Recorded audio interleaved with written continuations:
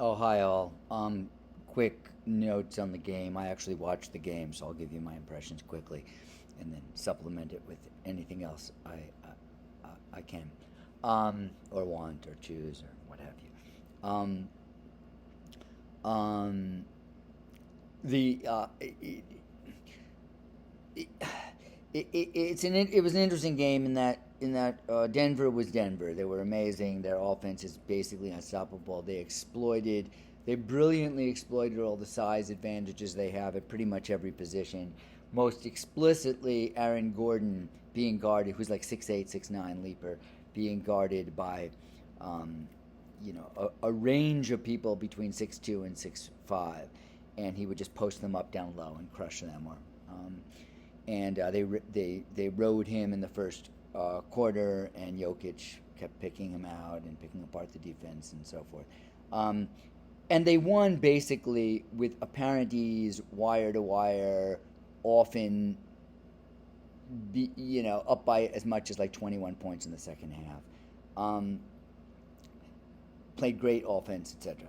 But it had a lot of people kind of saying it's not going to be a fun series. They're gonna romp. I have a different perspective. I think Miami has a lot to find encouraging from that game, and I think they're going to make it a very, very difficult series for the Nuggets, whom I'm rooting for. Just because I love Jokic so much. Um, but a lot of respect for Miami. Here's why I think Miami has reason to believe in themselves, aside from their track record, which has been remarkable this year. One, they generated incredibly good looks on almost every possession, and they moved the ball beautifully, got open looks, and they just happened to miss open looks, very uncharacteristically ineffective from beyond the arc, and that won't continue.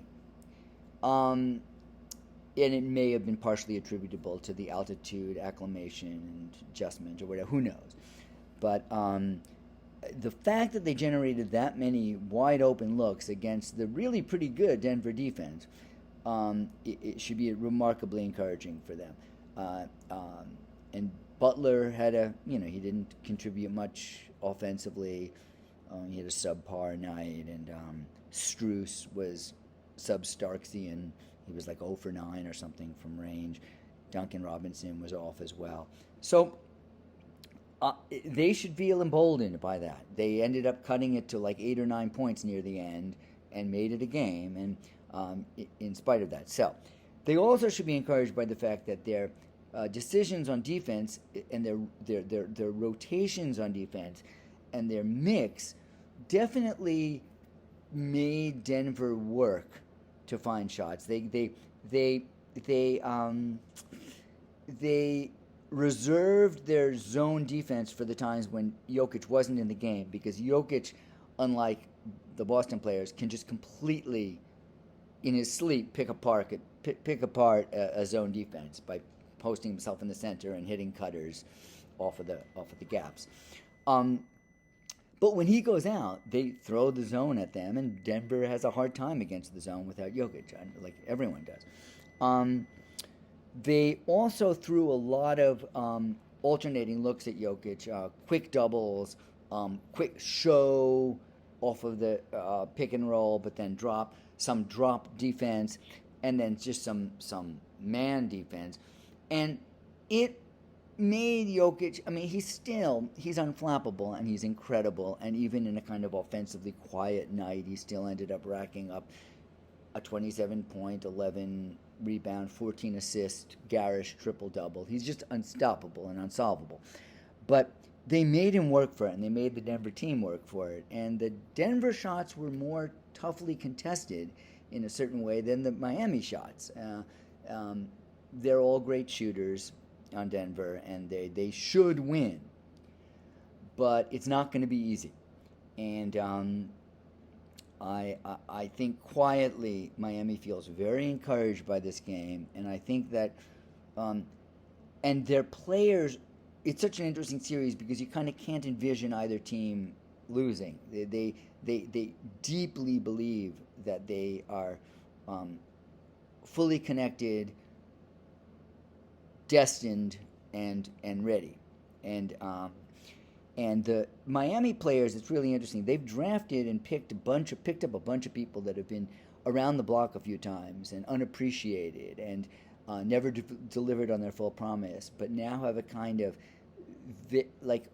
mid-career determination to redeem that checkered past or that underappreciation or what have you.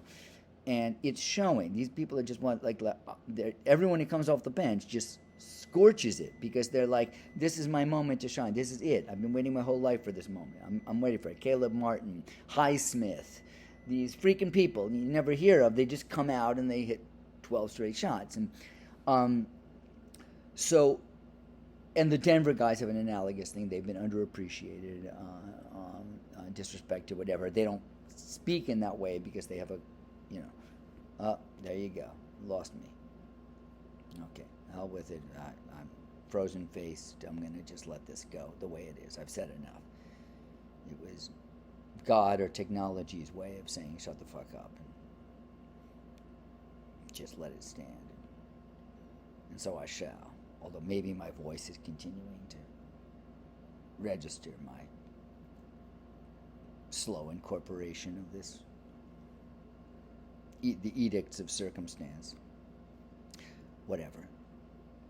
Teddy, shut up. Okay, I will.